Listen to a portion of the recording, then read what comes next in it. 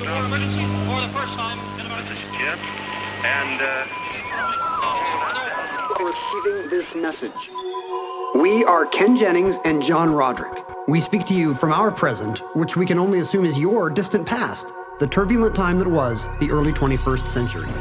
Fearing the great cataclysm that will surely befall our civilization, we began this monumental reference of strange and obscure human knowledge. These recordings represent our attempt to compile and preserve wonders and esoterica that would otherwise be lost. So whether you're listening from an advanced civilization or have just reinvented the technology to decrypt our transmissions, this is our legacy to you. This is our time capsule. This is the Omnibus.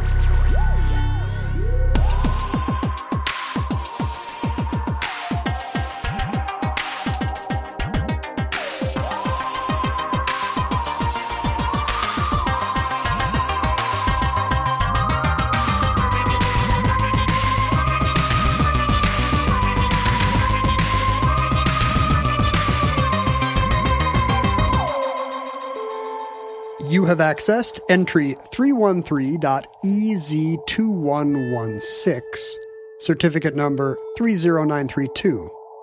Dagen H. What are you doing? This is a one-way street! We're only going one way. Ah! You've driven overseas. I have. Did you get your driver's license in Korea? No. I didn't get a license till I moved back to the U.S. And is that because it was not commonplace for teens to drive in Korea? Yeah, most of my friends, a few of them who lived or drove around like the army base or the embassy housing compound, they would sometimes get licenses. But What about Korean kids? Was driving a part of teen culture there? all the Korean kids I knew mostly had nice business or expat packages, so they all had drivers. Yeah, oh, really? Straight up. Like we were like the only family without a driver. We were kind of on the wrong side of the tracks. There's that guy in the Gangnam Style video that's like drifting in that parking garage. He has a driver's license. Yeah, he's the only one. Korea it's a little different now, but Korea was a pretty rough place to try to learn to drive in the 80s. It was kind of anarchy out there. And you've driven, what overseas territories or countries have you driven in?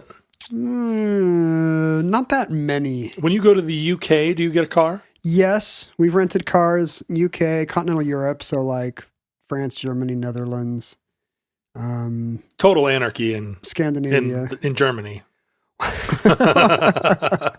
with a lot of these places, you're dealing with little country roads once you get off the main Autobahn or A or M highway or whatever it is. Amazing to think that two cars could ever get through some of those little villages. It's hard. I don't know what they do. Maybe it's just never come up. Maybe two cars have never approached each other on some of these. But they either have hedgerows just coming right at you or these flinty walls. Flinty walls. That you're afraid might just like... That was my nickname in college. Flinty Walls. It's a Bond girl name. Flinty Walls. Oh, yeah. That would be a great Bond girl. Often I end up not driving as much, especially in left-hand drive countries, because Mindy prefers... Maybe she prefers that I not drive, but what she says is she prefers that I navigate.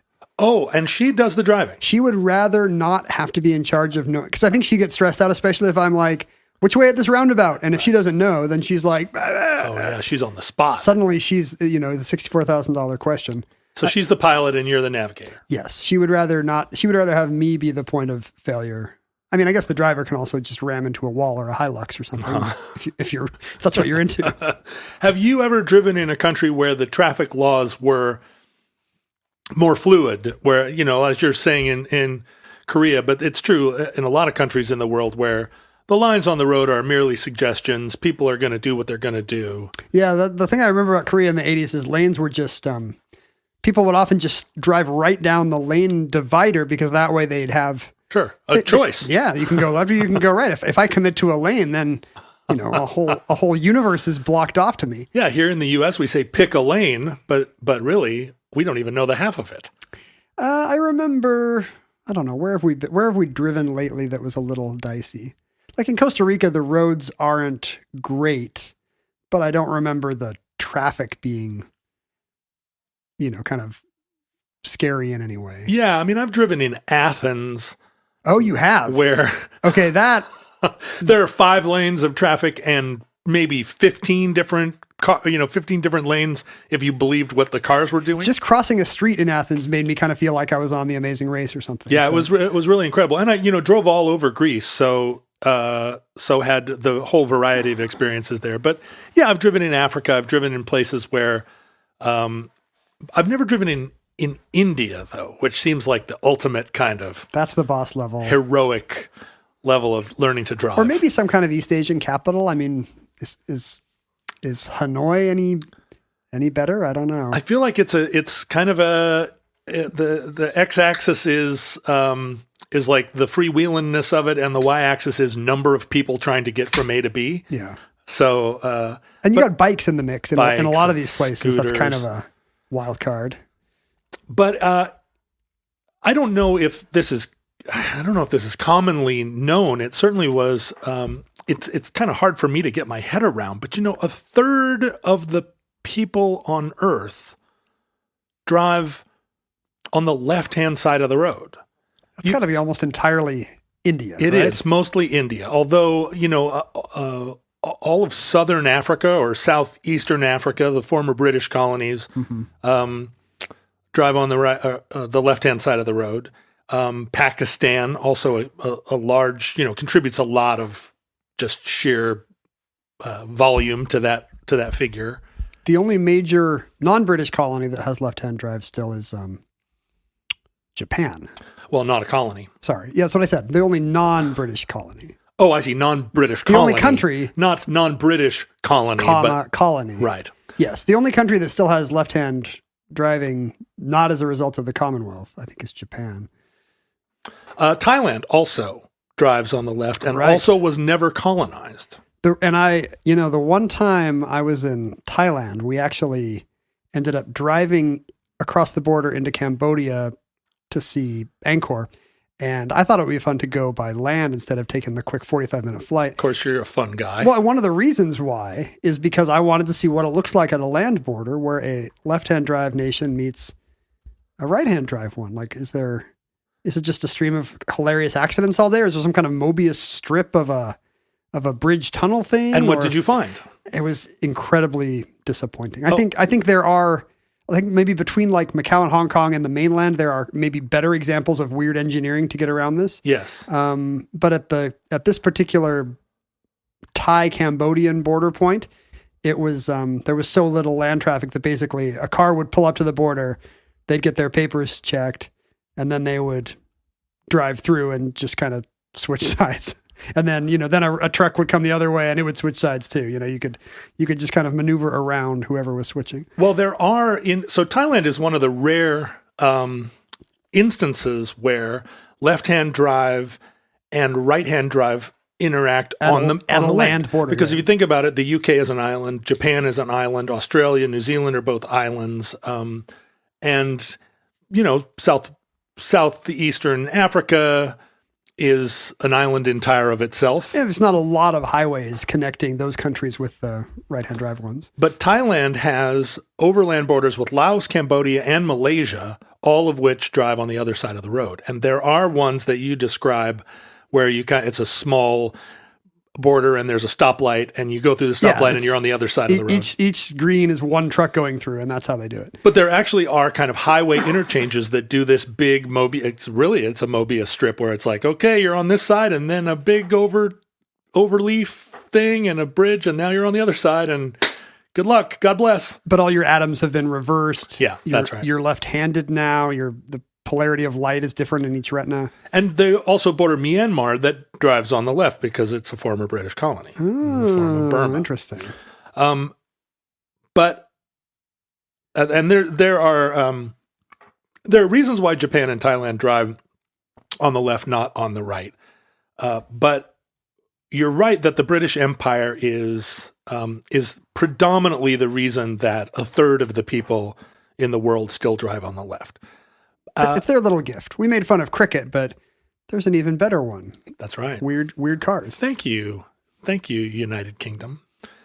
But it's kind of a strange state of affairs, given that really cars are still only about 120 odd years old. That this Mine is.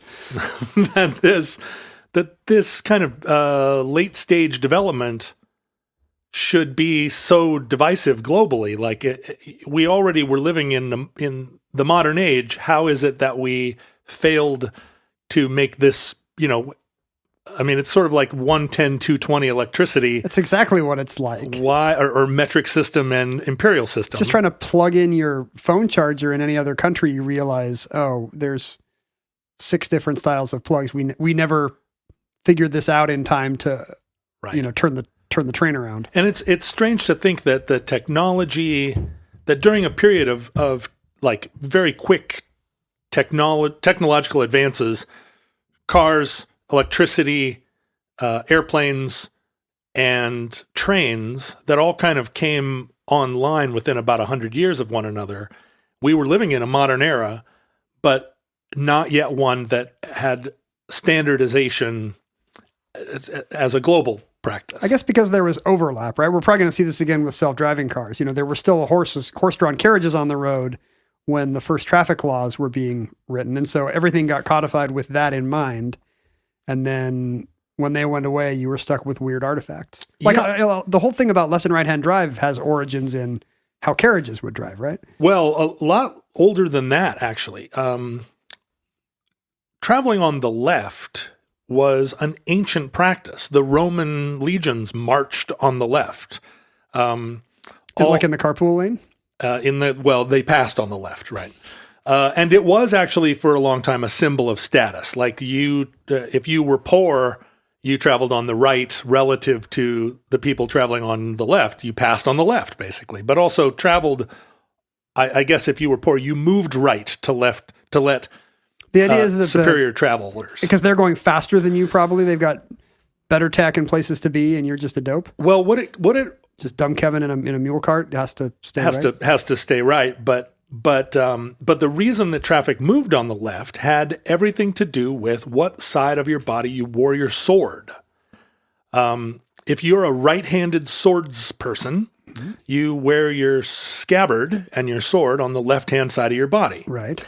And if you are traveling down a narrow path and a swordsman comes the other direction, and you both have your swords on the left-hand side, your swords are going to bang into one another. And so, this is not supposing any kind of encounter. You're not ready for danger. It's just bumping scabbards with a dude, which is kind of. Did they think that was gay? It's a little bit. It has overtones, but no, it actually has to do with an encounter. If you are walking on the right-hand side and you draw your sword and he draws his sword, presuming that you're both male swords peoples, you're now offside, right? Your sword is in your right-hand side, his sword is in his right-hand side, and now you have to pivot. You have to swing your sword all the way across your body and across the road. You might cut off your own nose. Yeah, whereas if or a Vespa might come between you. If you're on the left-hand side and you draw your sword, you are right there, ready to fence. But really, what are the odds that a random couple of passersby meeting in the street, how often would that turn into a duel? Do you think it was maybe like 2 out of 3 times back in the day? I think so. I mean, there was the a majority lot. Of, you can't get even down to the drugstore because you got to duel 8 guys. We have a lot of brigand privilege here in our current life. I mean, when was the last time you fought a brigand? Yeah, I don't think about brigands. Yeah, and it's true. I don't have highwaymen. But at the time, any person you encountered on the road might suddenly draw upon you because, I mean, This does happen to me sometimes, but then I just roll a 10-sided die that's exactly to see how I did. Right. I'm also deriving that knowledge almost entirely from Dungeons and Dragons. But that was the standard, you have to have a convention more or less, Athens notwithstanding. And for most of history, people traveled on the left-hand side of the road. And this was true in Japan, too. It was part of the samurai code that you traveled on the left because the samurai also were wearing their swords in scabbards on the left-hand side of their body. It seems like it should be a minor part of the code. Don't you agree that right. It should have more things about nobility of spirit? There should be a lot of things like that. And then maybe at the bottom, it's like also walk on the left. Well, the devil's in the details, and you can spend a lot of time thinking about the nobility or whatnot. But if your swords are banging into other guys' swords, how do you keep your dignity? Where's your tranquility of spirit? Right. It starts with the letter of the law, and then from whence proceeds the spirit of the law. Are you saying that's probably the number one samurai rule? Like the first day of samurai school, they're like, walk over there. Nope. Oh, wrong. Tanaka, you're doing it wrong. Stare at the wall. I think it was sort of globally the convention until the 18th century. There was no reason. Again, it's just a matter of habit and convenience. It wasn't really codified into law.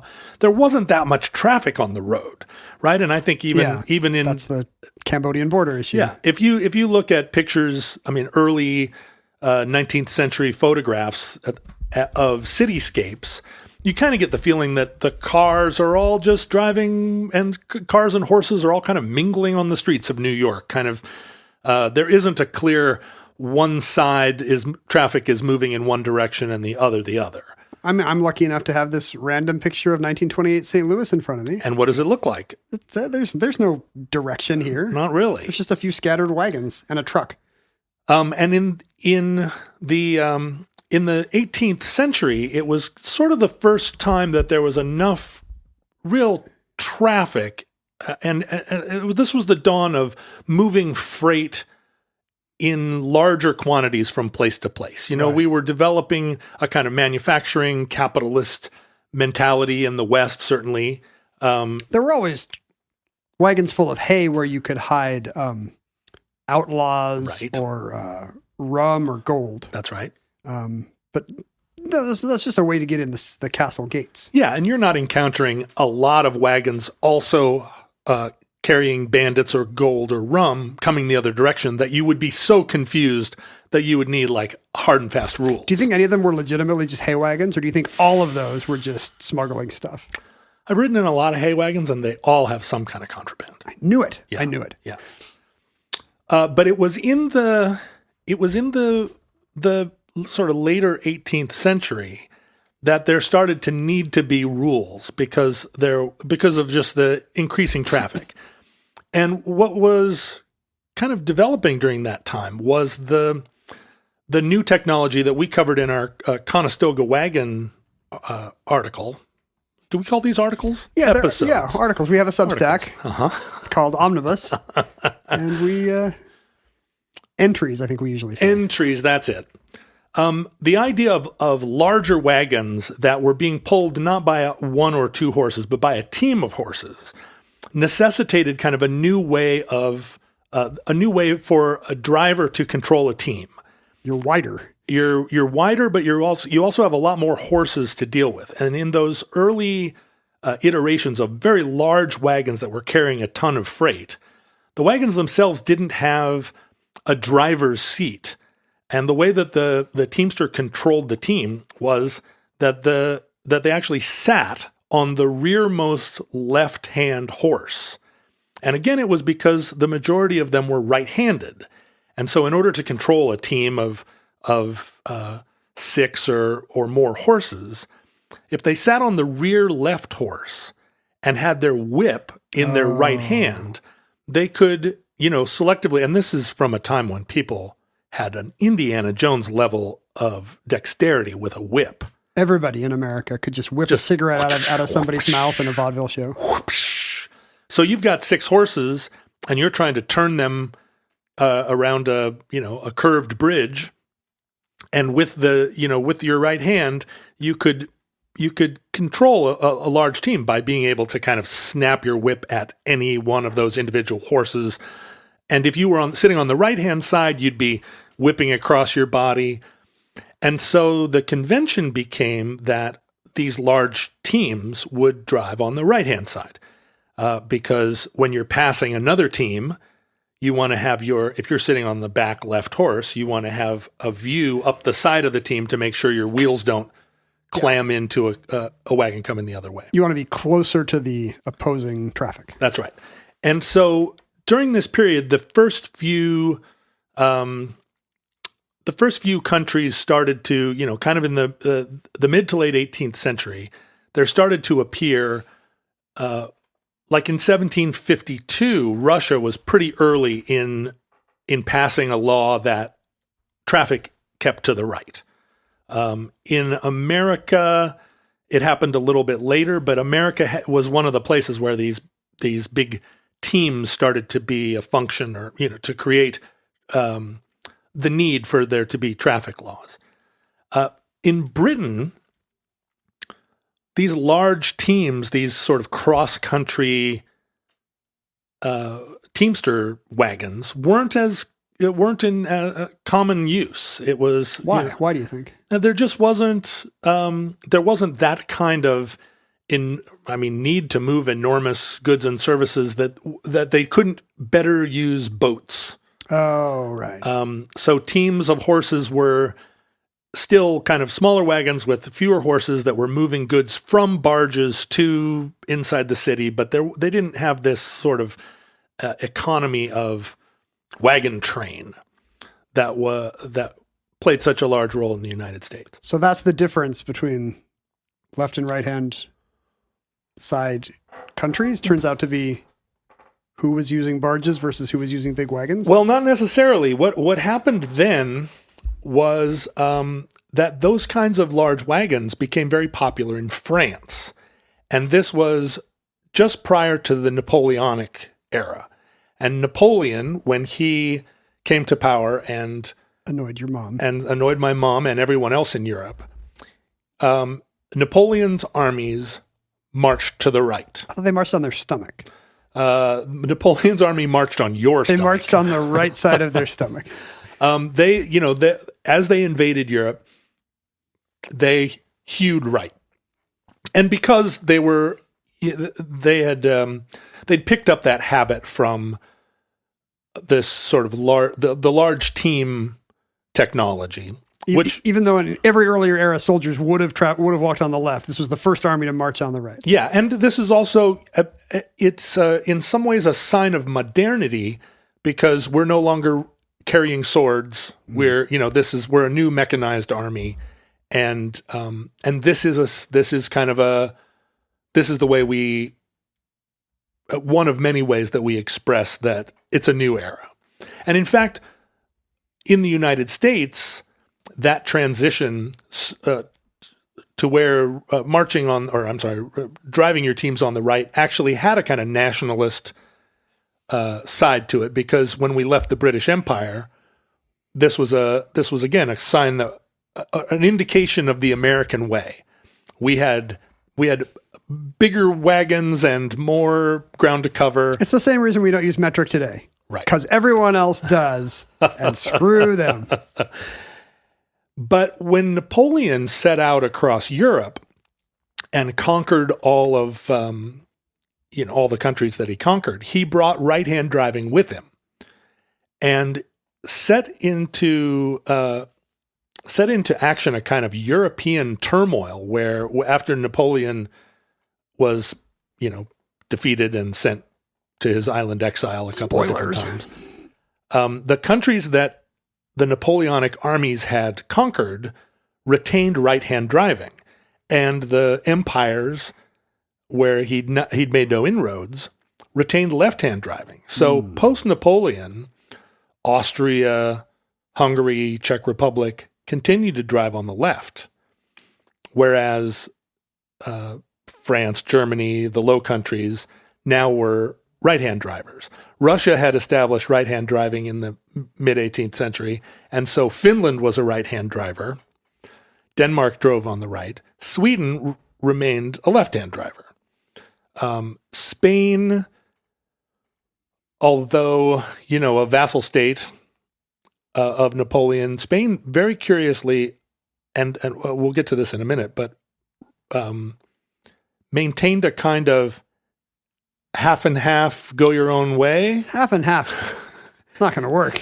And in Austria, Napoleon invaded Austria up to a point, but never completely conquered the nation. Okay. And within the nation of Austria, until World War II, half of the country drove on the left and half of the country drove on the right. And it perfectly coincided with where the furthest advance of the Napoleonic armies. But the border towns must hate that, just like the places in Indiana where it's half daylight savings time or used to be.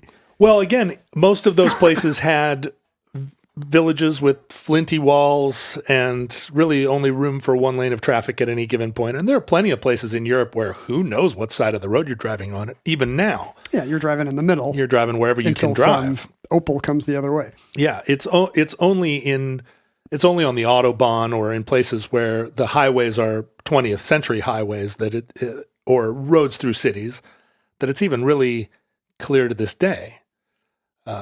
By the way, this terrifies my some of my siblings and in-laws when they come up to Seattle. We often have little tiny roads that are kind of de facto one way. A lot of neighborhood roads here, and people just kind of figure it out. If somebody blinks in the game of chicken and moves into the last available parking spot or hydrant or whatever it is, and somebody comes the other way. It horrifies them. Oh, because they're from Salt Lake where the roads are super big? Sure. Well, they're from some smaller town where every road is, or Utah where every road is Brigham Young said every road had to be 12 lanes for some reason. Well, so you could turn your horse cart around in the city, Gotta right? be able to turn your wagon around. Isn't that what it is? That's the legend. That's definitely the legend. I have no idea if that's actually true, but the roads are very wide, so. Well, so enter the 20th century, and it's surprisingly a jumble globally. There are an awful lot of countries that are still either de facto or by law driving on the left-hand side, and lots of other countries on the right. And in Europe, it's a patchwork. Africa is absolutely a patchwork. There are as many rules as there are continents. And in Japan, and this is happening completely kind of, I mean, we're moving from the Edo period with this habit, this left-hand side samurai era policy, but it was in the mid 19th century, after Japan opened to the West, that she decided that rail was going to be the big game there. I just gendered Japan because it's just how we do. Because I'm a boomer. I usually say they. They. Not because they've expressed a preference, but just because there's so many of them. Right. There's a lot, and they're not all women. But Japan decided to build a rail network in the late 1800s, mid-late 1870s. And it may not surprise you that the Western powers all took a big interest in being the helpmeets supplier, of rail technology. And the United States and France and Britain all kind of made proposals, and Britain won the bid. And so it was the UK that helped the Japanese build their initial trains, and absolutely put those trains on the left-hand side. And does this mean that all countries, the rail systems tend to mirror the direction of automobile traffic? The rail systems do, and there are plenty of examples where the rail system was built to travel on the left-hand side in conjunction with traffic that used to travel on the left, and then traffic moved to the right, but the rail didn't. Yeah. So you'll see countries like Portugal where the rail is one way and the cars are the other. Because it's easier to move cars. Right. You just have to change signage, but there's more infrastructure on track. Well, in fact, you could just switch it on track, but who knows? Who knows why? You could just make the trains go the other direction. Because trains are run by crotchety, old-timey men with little glasses perched on the bridge of their nose. It is true about infrastructure that it isn't just signage, right? I mean, a train station is on one side, and all the hoppers and everything is oriented. And one of the big expenses, one of the main expenses of switching sides is transit. Buses only open on one side, right? It's a trams open on one side typically. I think they should just leave the buses until they run out the natural end of their lives, and people just have to dismount in traffic and hope for the best. Right. I love the idea of buses stopping and you have to get out in the middle of the street and then little game of Frogger. The bus leaves. You don't cross the street there. You kind of edge around the bus carefully. Yeah, right. I mean, and in Amsterdam, you do see trams that drop their passengers off on an island in the middle of the road. But yeah, it's you kind of don't think about it, but in the country where you live, the trains are mirroring the roads or vice versa. And so when cars entered into Japan, the system was already established, left-hand drive, and it never, because it was an island, it didn't have to interact with other countries, and it retained, just like the UK, retained its left-hand drive against all other odds. European countries and North American countries kind of ad hoc'd their way into which side of the road they drive on now. In 1924, Canada had a kind of interesting situation because Quebec drove on the right. No. Yeah. And they're borrowing their Francophone Napoleonic tradition? They absolutely were. And the rest of Canada was following the sort of British tradition. It was British Canada, yeah. It was BC. I think that BC was one of the early provinces to switch over because they had a lot more... You mean the comic strip BC? When they were on those little wheels? Yeah. They would go on the right? Yeah, birds got hairy feathers in BC. Apteryxes. But they switched over. They had a lot more sort of... and the Atlantic provinces, I guess. I mean, it was a gradual switch. And in the 20s in Canada, like if you were driving from Winnipeg to Edmonton and it changed over, like how would you even know? How would you notice? You're just driving whiskey into the U.S., right? Yeah. That's probably 80% of all road traffic. Right. Portugal in 1928, Poland and Spain, I guess, switched in 24. But again, this is all left to right, right? This is all going from left to right. Although in Spain, in Barcelona, they already drove on the right. In Madrid, they drove on the left. So until the 1930s, or until Franco settled the definitively anti-Barcelona. And this is if the other side had won the Civil War, Spain would drive on the left, maybe. No. That it's Barcelona drove on the right. So he actually conformed to, I guess, what would have been the European standard. I guess the Catalonians won the culture war, at least. Yeah, that's right. Exactly. They won the driver war. They won you know what? Barcelona in the streets, Madrid in the sheets. Let's see. And then we get to World War II.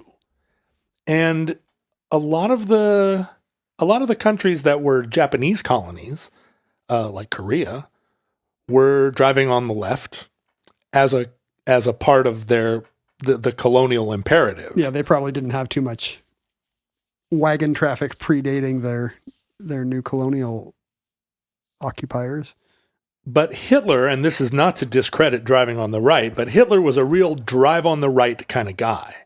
And so when Austria anschlossed into Germany, on that day, with very little forewarning or any kind of infrastructural change, by decree, all of Germany switched over to, or all of the sort of German greater co-prosperity sphere, all switched over to right-hand drive in a single They switched night. Austria the same day they invaded or annexed.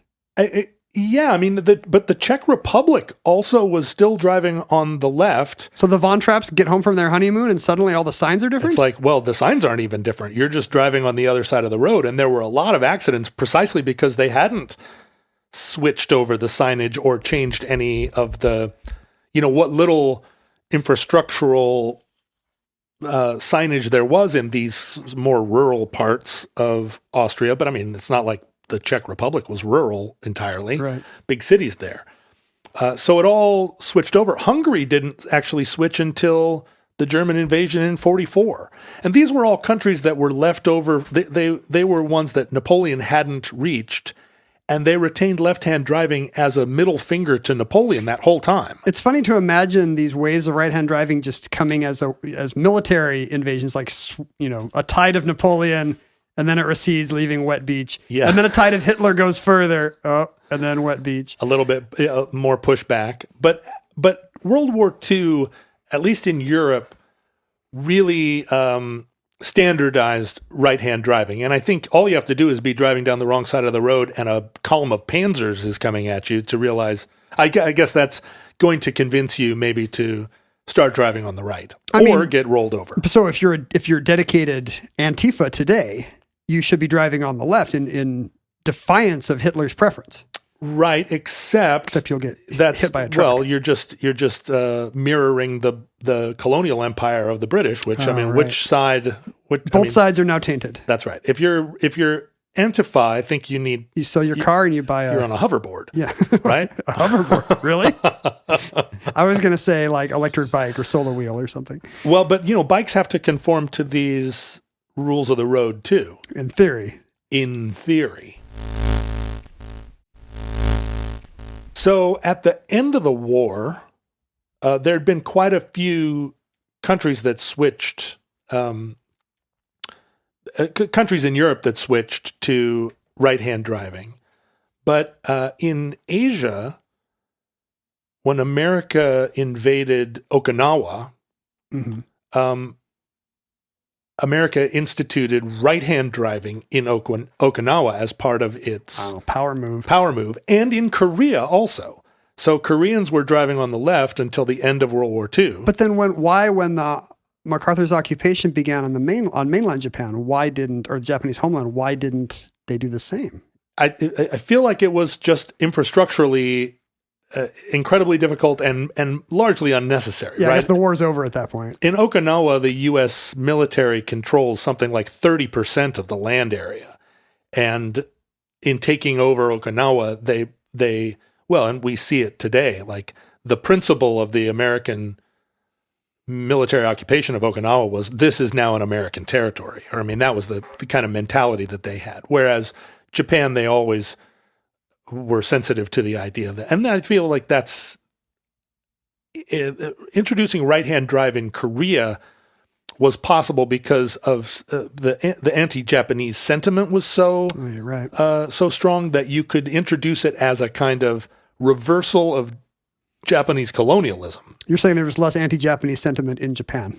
In Okinawa, right, which considers itself part of Japan, even though the indigenous people there, like Mr. Miyagi, are, agitate for their own they see identity. Both sides. He's like those guys in Hawaii that fly the Hawaiian flag upside down or whatever. And it turns out that the side that you drive on as an expression of your new status at the end of colonialism, it was a way of expressing your anti-imperialism. As late as the 1970s, Nigeria and Ghana both switched over to right-hand driving as a FU to the British. As much as an FU to the British as to... they probably also had French colonized neighbors so that it would ease regional traffic issues with, right? Well, yeah. And if you look at Niger borders, Niger, and a bunch of other countries that would have had right-hand drive. Yeah, you can see in the way that Africa, even now, there's this British Empire, kind of the Rhodes line that still is on the other side. But yeah, if you were, yeah, that's right. That's the Rhodes. Where they were going, they didn't need roads, but he was there anyway. But those Central African countries, yeah, they would have been completely enveloped in right-hand driving nations, and so it is a way of kind of expressing independence, or was for a long time, and Pakistan actually considered after the partition, considered switching over to right-hand driving, but in evaluating the kind of conditions on the roads, it was they realized that there were a lot of people driving teams, camel teams even, where it was the convention to get the team going, and then the driver would fall asleep, and the teams would just kind of go through the night. So you can't change you can't just change the signs. You've got to retrain hundreds and thousands of livestock. That's right. And so that alone kind of became a determining factor on whether or not, it was like, is this worth doing? I mean, this is going to cost a lot of money anyway, but we're going to have all these livestock collisions. Confused oxen. Right. So they elected not to make the switch. But our story today concerns... What's the timestamp here? concerns one of the last continental European countries to make the switch, and that is Sweden. And Sweden was surrounded by right-hand drive countries. Finland... Is that right? Norway and Finland were already... Norway, Denmark, all right-hand drive. Finland because of its connection to Russia. And, Denmark and Norway made right-hand driving the law very early. I think Denmark was in the 1790s, mandated it right-hand drive, and Sweden was an outlier, and it was kind of a source of it was weird how it played in Sweden, because it was a source of kind of national individuality. Although the Swedes throughout the 20th century, they love American cars. I don't know if you know this about Sweden. There are a lot of Harley-Davidson clubs there. And if you follow the vintage car market, like the hot rod car market, a lot of American hot rods, vintage, Camaros and whatnot, are purchased by Swedes. They're having their kind of gloomy Bergman-esque musings from a Mustang. They love Mustangs up there.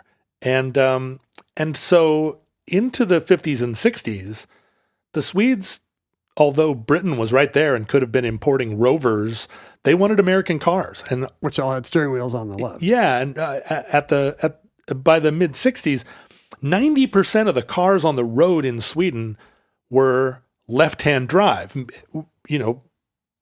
made by the United States for right-hand driving. And do you get the sense that, really, how different is the driving experience to be driving a kind of car where you're further from the center line? I mean, do you find it all that? I find it hard to adjust, first of all, to where my center line is when I have to do that. I do too. But I don't know if it's inherently that much worse, more dangerous. Well, what happens is if you're driving a left-hand drive car on the right-hand side of the road, which we do here in the United States, you're looking at oncoming traffic where you and the opposite driver are both sitting on the closest side of the car to one another. So you can pass another car fairly close by. You can do a little steering wheel wave with your hand. You go, hey, what's up? Beep, beep. Whereas if you're driving, say, a German car in the United Kingdom, where you're on the opposite side from the other drivers, I mean, I found... It only moves you like 3 feet.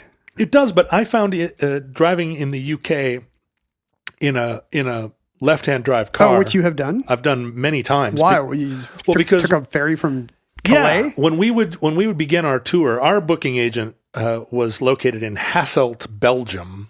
And so we would fly into Antwerp or whatever. We would drive out to Hasselt. He would have rented us a Sprinter van, and we would go to a rental agency and get our amplifiers or whatnot. And we'd tour around the Low Countries. And then we would go to Dover and take the ferry over. And it made no sense to go to the UK and rent all that stuff again. Yeah. Because it was an overland tour. And so we would often spend a couple of weeks driving around the UK in a Belgian van. And we had to have transformers for all our electrical stuff because we had some of our stuff was American, our pedal boards or whatnot. But so I'm driving a big van, which is already complicated, and I'm on the wrong side of the car. And I can't tell you the number of rear view mirrors I knocked off of parked cars driving through the UK. I should be in jail. You're right still now. Famous. That's right. I was known throughout the continent as the rear view mirror bandit. Because I just couldn't ever quite get myself. I mean, by the end of the tour, I was pretty good at it, but you just don't know where the center line is, and because you're looking across I mean, one of the craziest things for me in driving in the UK is realizing that to look at my rearview mirror, I have to look up and to the left. And I'm so used to looking up to the right that I would look up and out the window. Nope, nobody's coming. Looking for my rearview mirror and like, oh, it's over here. And so it was the opposite effect of that. Yeah. Where my rearview mirror was in the right place, but what was I looking at? I wasn't looking at the lane. I wasn't looking at traffic the way I was used to. And that, you know, there are a lot of people in the UK that drive American cars, and here in the United States, if you want a fancy wedding, you know, you're in a white Rolls Royce, or if you're a hipster and you're driving like a Japanese domestic market weird GTR minivan or something, but there are a lot of issues as more and more cars enter the world, and this was the thing that was happening in Sweden in the 40s and 50s. The population of Sweden and the number of cars on the road, like Sweden was still kind of a rural backwater, really, and then experienced this boom in population after the war and a real boom in the number of drivers on the road. And by some statistics, like there were 3 times more cars in 1965 than there had been in 1955. And so all of these traffic problems, and in particular, given that most of the Swedish cars were driving on the wrong side, because this is the crazy thing. Volvo elected to build left-hand drive cars. Only? Just because they knew they were mostly an export market? Yeah, they were trying to export them, and so they didn't do both? They didn't do both. Huh. And Swedes weren't really fascinated with British cars, and I think, you know, the quality of British cars in the early 60s will bear this out. So the bulk of the cars on the road were designed for right-hand side driving, even though they didn't have it. So it became an issue in Sweden pretty early on in the 20th century. They were constantly debating in the parliament, like that we should get in sync with the rest of Europe, we should get in sync with the rest of the world. But that individuality and that kind of the kind of rural preference, but also just the stubbornness that any nation has. It's always easier to not reform something. That's why we still have pennies. They kept they would have a referendum, and the citizens would vote down any change. And they kept doing that even as infrastructure was expanding. I mean, if they had made this change in 1919, it would have been a lot easier. So 6 signs. But as late as 1958 or 9, they had a big popular vote on it, and 83% of Swedes voted against making any change. But this was a time, you may or may not recall, the late 50s, early 60s, when there was still a lot of conformity and there was a lot of deference to men in power. Yeah, I've seen the movies. Yes, this is how it was. People wore suits, and there were people in charge. If a guy had a fedora, you had to do what he said. Whereas today, if a guy has a fedora, you just need to... You just roll a 10-sided die and get him out of there. We saw this in Seattle as late as the 1990s, when we as a population voted in favor of a monorail in the city 3 separate times, and yet the governing bodies, the city council in particular, but the legislature too, somehow found a way not to build it. If you why even vote for monorail 3 times? Just vote for a single tri-rail. Oh, interesting. And you save so much trouble. I don't think anybody really proposed that. That's a great idea. We also voted twice against building a brand new stadium downtown. And that happened anyway. So even as late as the 1990s, and maybe even still today, your vote doesn't count. Your vote doesn't count. But in the 50s in Sweden, in the late 50s, in spite of 83% of the people not wanting to switch, really preferring to be the last nation on continental Europe, with the exception of it's still left-hand drive in Gibraltar, Malta, and Yeah, Malta is for sure. I guess Gibraltar is, but that doesn't count. Not really. I mean, there are. Sweden was the real last holdout. In spite of the vote, the government said, actually, we're going to do this anyway. The vote was kind of just a little bit of a gag. If only we had thought of that with Brexit. But the Swedes, being who they were, said, you know what? We're going to roll this out after a very, very long propaganda campaign. We're going to educate everyone over the course of years. They did not follow the Hitler model. They decided in the early 60s that they were going to make the switch and began a 4-year period of educating the people of Sweden about this, what would end up being a big change in a single weekend. You can't do this incrementally. No. It's better to rip the Band-Aid off. And it became a whole kind of branding campaign. There was this beautiful logo, which was the letter H with an arrow kind of crisscrossing the letter H, starting on the left-hand side and crisscrossing over and going up the right-hand side. I hope that's not how they did it. What does the H stand for? Well, the Swedish word for right is höger. Okay. And so this whole campaign was called höger traffic, which just means right traffic. Mm-hmm. And so there were brochures printed, but the höger traffic logo ended up becoming kind of a fashion statement. Like women's underwear had the Högo logo on it. I don't even know if they said Högo logo, but Höger logo. Luger. It was like popular on T-shirts. I mean, it was a branding campaign. I mean, they're public-minded, the Swedes. They are. They like to get behind a nice communitarian initiative, even if they voted against it multiple times.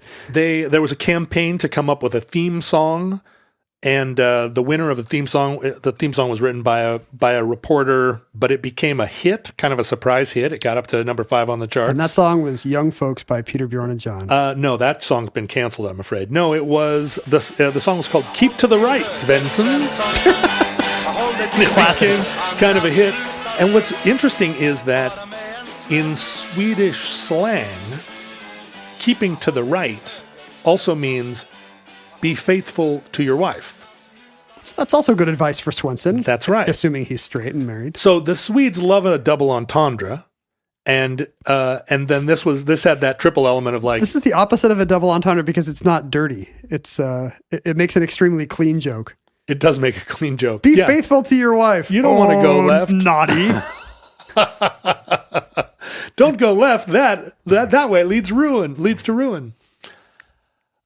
So after a very long public education campaign, on the weekend of September 3rd, 1967. Now this is 1 year before I was born. So I was born into a world where the Swedes had already made this transition. And you can probably sense that about yourself. Yeah. It just seems wrong, the idea of Swenson passing somebody on the... Yeah, think about Svensson keeping to the left. It offends the senses. And yet I find it very tittillating. Right? Swenson shouldn't be doing that. But it went off without a hitch. And at the time, the event was like a global news story. And the sense is that newspaper reporters all flooded into Stockholm because they were waiting for the carnage. Something crazy to happen. Yeah, they're all standing in the street with their notepads out and a little card in their fedoras waiting for it to be awful. They want a Godard movie. And they did, in a lot of Sweden, they made the transition over the course of about 24 hours. They said... Well, that's what I was going to ask. If it's a collision in time rather than space, it's a whole different set of issues. Does everybody just go home? Is there a time when nobody's supposed to be on the road? Or at a certain time, do you synchronize your watches and just veer into oncoming traffic? So what they did was pretty genius. Unlike Hitler in Austria, they actually spent... That's always a good way to start a plan. Right. Unlike Hitler in Austria, I prefer macaroni and cheese with hamburger. I prefer Edelweiss. What they did was they spent months and months actually putting up new signage and then covering it with black plastic. You see that now when they put a new stoplight in and it's all kind of there and it's not on yet.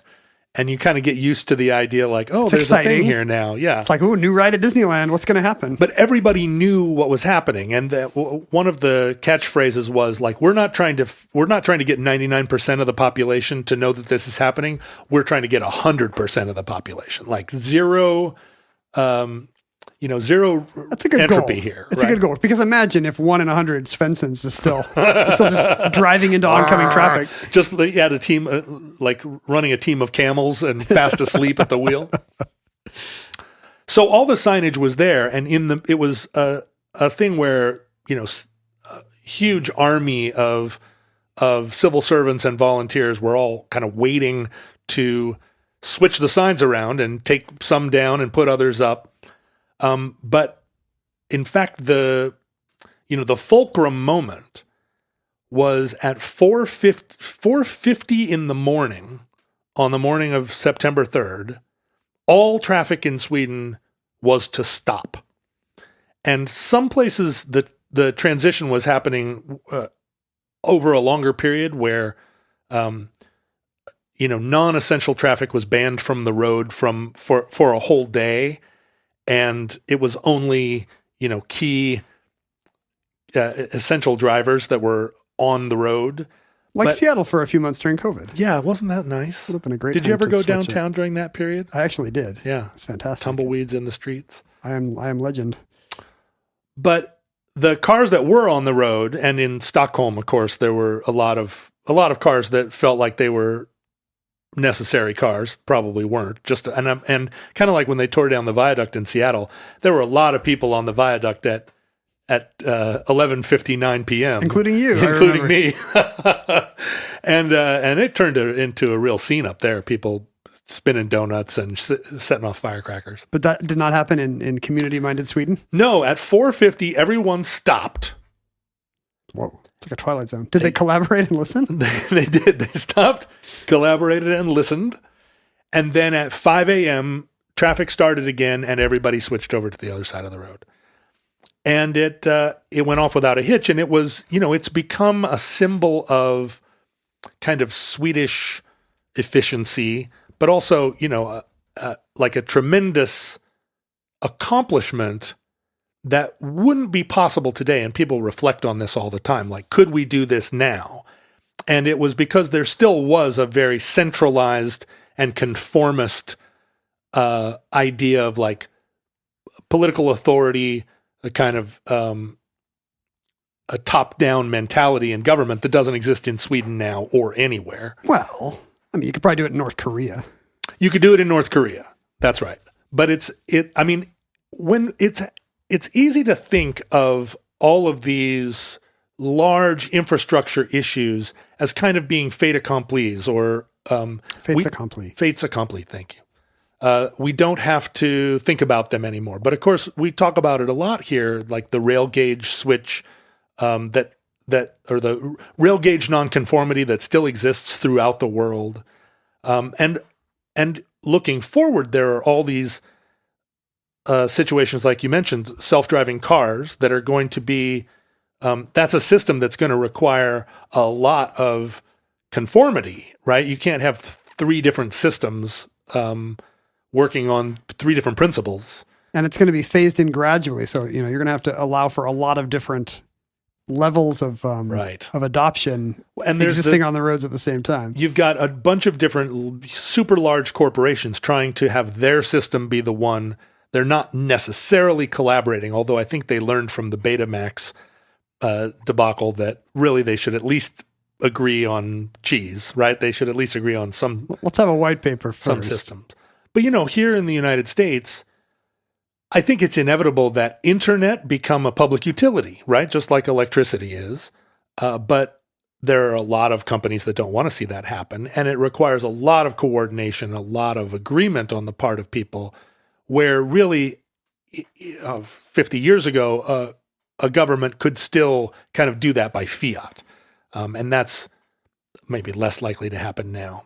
In Seattle, people will do what they're told. We'll have internet as a utility. Mark my words. We like to march quietly in unison places. But what's kind of interesting is that Sweden was not the last country to to go through this change. Iceland, although Denmark drove on the right, Iceland was still driving on the left as late as 1968. And the success of Sweden's switcheroo That's really interesting. inspired Iceland. Because there's no incentive for them to do so as a sparsely populated and isolated island, except, I guess, the fact that maybe everybody has cars with steering wheels on the left. And that's the thing. It just sort of depends on where you want to import your cars from.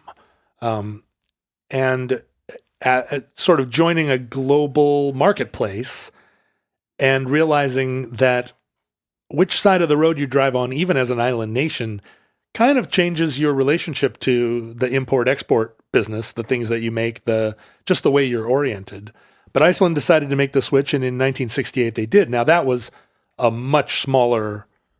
you just have to call 6 people. Yeah, that's right. You're just like... Hey, Bridget, can you stay home? One guy in a straw hat walks out into the middle of the road with white gloves on and goes, "Not there, there, go there." The prime minister is out, like, literally conducting traffic. But Iceland was not the last country to do it. In 1978, so the residents of Okinawa, over the course of the second half of the 20th century, went from feeling like the United States military was a real boon to the economy. Thanks for coming in. To feeling like the United States military was a rapey exploiter. And they were, and continue to be, less and less welcome on Okinawa all the time. The United States still has military bases and a military kind of residency throughout Japan, but the vast majority of U.S. military bases and service people are on Okinawa. Huge Navy base. And Okinawa doesn't, or the Okinawans increasingly don't like it. And so over time, the Okinawan independence movement, one of the ways that it expressed itself OIM? was and independence. I mean, they are part of Japan, right? But independence from the yoke of American military. In 1978, Okinawa did what is pretty rare, which is switch from right to left. And they rejoined the rest of their country. The rest of their country in switching over to the left-hand side. And that's not just a symbolic move, because it makes it harder for, cars from the base, right? To get on and off local roads. And so, yeah, now, I mean, the American cars that are on the base now, all of a sudden, I mean, that was also like a switcheroo. When Hong Kong was reunited with China, China drives on the right, and Hong Kong as a British vassal state was left drive. Mm-hmm. And as part of the special relationship that Hong Kong has with China, China agreed to retain right-hand drive in Hong Kong. It would have been a nightmare to try to. Can you imagine? Yeah. But there you have it. Do you think it's coming? Like, at some point, is Beijing going to say, "Just kidding," or is it just too much of a hassle? The deal is that until 2047, Hong Kong gets to retain its special status in some ways and not others, right? I don't think you can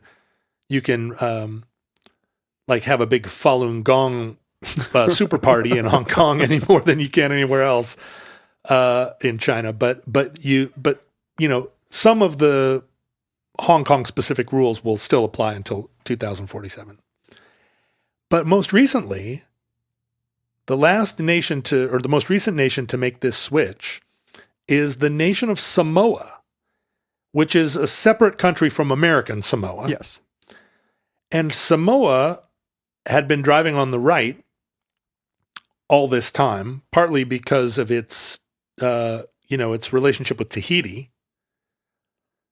But now Samoa, the nation, is sort of administered by New Zealand and has a relationship with with Australia and New Zealand that's much stronger. Some of those nations have even been changing their time zone to match the business day in Australia and New Zealand. Right. And they want to be in the same time zone. As New Zealand has become more and more a regional powerhouse, and now, as we know, as Futurelings will know, a global military powerhouse, the New Zealand Navy. I mean, it was the only place that survived right. The Great Disaster. Right. It's where all the Amazon executives now live in their underground bunkers.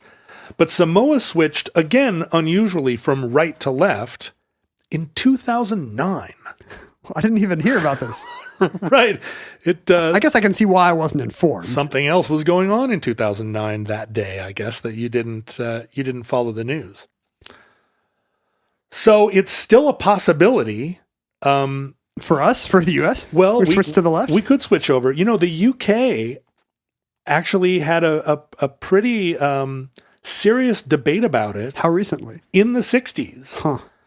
And it became a political issue. The conservatives were against it. It was part of that, like, Britain first. Eurozone, blah, blah, blah. Yeah, and the progressives, made the case, just as the progressives in the United States in the 70s made the case that we should adopt the metric system. But it turned out the other side had all the shotguns to shoot at the signs. That's right. And so it seems now that we are living in a static world. 1/3 of the people drive on the left. But really, it remains anything can happen day. It works out okay. Maybe it's a little parable about respecting each other's differences. 1/3 of us just drive on the left-hand side of the road, something that would be fatal to the rest of us, and yet it's mostly fine. I really wonder why. As long as we stay away from each other. I guess the parable ends there. As long as the different people never interact. Right. Close the borders. Right. As long as you have the illusion of heterogeneity in your life or homogeneity in your life. Yeah, thinking about it, where would you choose? Oh, Ireland is one I forgot to mention as still being a country that drives on the left in Europe. But again, an island. If you could change which side of the road a country drives on, which country would you choose? I can choose one country? You can choose one country in the world. What would you choose? Wow. I mean, you could really, where could you cause the most trouble? By making the U.S. left-hand drive, I guess? I think if you made India drive on the right and just changed it overnight. And don't tell anybody? I don't know if anyone would notice. And that concludes Dagen H, or however you say H in Swedish. Should this be Dagen H? Dagen H. I have no idea. Entry 313.EZ2116, certificate number 30932, in the omnibus. Futurelings, as you may have heard before, we were products of our time and were therefore available on social media at Omnibus Project. I was at Ken Jennings. You can find John usually on Patreon. Best place to find him. And his OnlyFans. And his Cameo. That's right. Come on by. He'll tell you happy birthday or wish you a happy Purim. Mm-hmm. Happy Purim, everyone. It doesn't even matter what time of year it is. No matter what you message you request, John will wish you happy Purim. No happier holiday. You could find us at via electronic mail at the Omnibus Project at gmail.com or through old-timey regular mail, which had not yet been dismantled, at Omnibus Project, P.O. Box 55744, Shoreline, Washington 98155. We got some international mail here, although... Really? International mail? I lost the box. That was one of my least favorite catalogs to get when I was a teenager. M-A-L-E? I don't know how I got on that mailing list, but international mail, they had a lot of sweatpants that had like cod pieces in them. This was actually just some fetish thing that you didn't know about. No, it was like in 80s. That was the people that wore muscle shirts. International mail was like a fashion catalog. A lot of pleats. They had a lot of pleats in their pants. We got a note from Octavia, if that is your real name. Hello, Octavia. Who enjoyed the Lego set. Oh, I assumed this was from...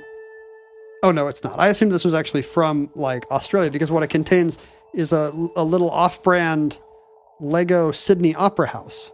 Oh, isn't that cute? But it's not a Lego. No, and it also doesn't look anything like the Sydney Opera House. I mean, it's as good as you can get with 22 Lego-like pieces. That doesn't really... Let me see that. If I asked you which world landmark that was, you would probably guess the Sydney Opera House. But if I didn't tell you it was the Sydney Opera House.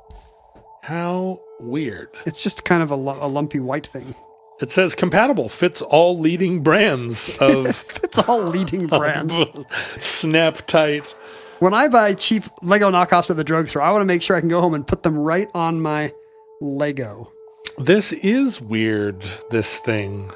I don't know what to... it feels like if we had a different kind of bunker here, We might display that kind of thing as a like, oh, look at this funny thing.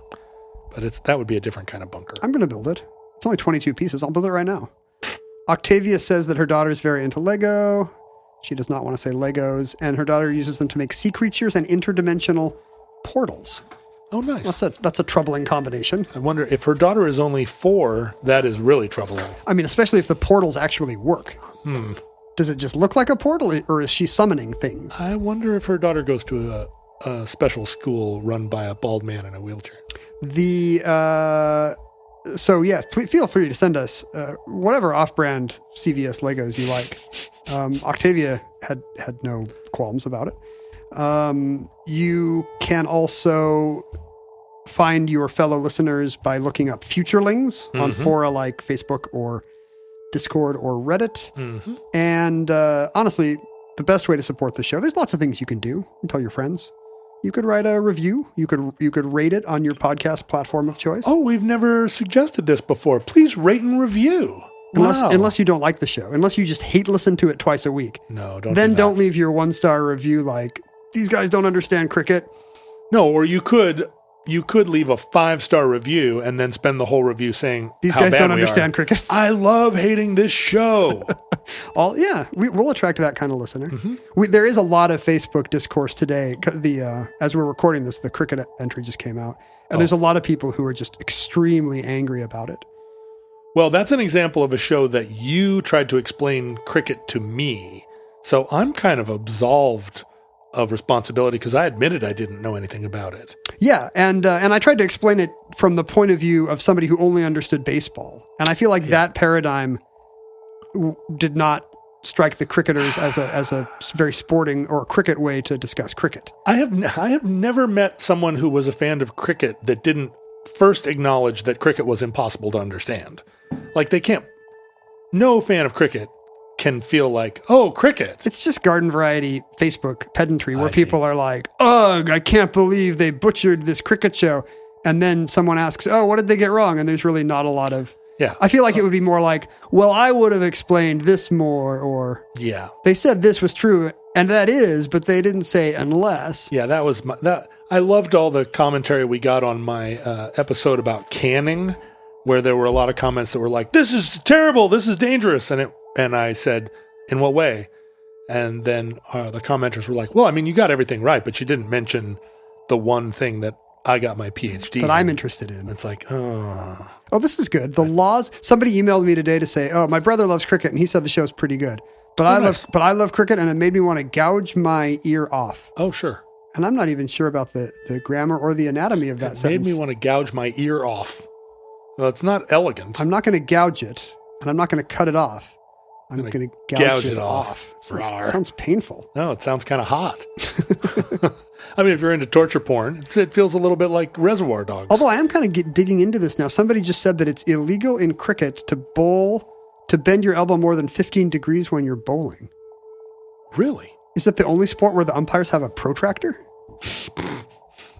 Anyway, if you're interested in cricket discourse, the Futurelings Facebook page is the place for you. But in addition to writing reviews, which is available to all budgets, please rate and review. You could support the show with by going to patreon.com/omnibus project and looking at the array of perks available to our supporters and deciding which fits your lifestyle. Lifestyle perks. That's what we're here for. Yeah, we're goop, basically. Futurelings from our vantage point in your distant past, where we are still archaically driving on the right side of the road instead of hovering above traffic in a state of blissful sort of multidimensionalism. We have no idea how long our bilateral civilization survived. We hope and pray that the catastrophe we fear may never come. But if the worst comes soon, this recording, like all our recordings, may have been our final word. But if Providence allows, we hope to be back with you soon for another entry in the Omnibus.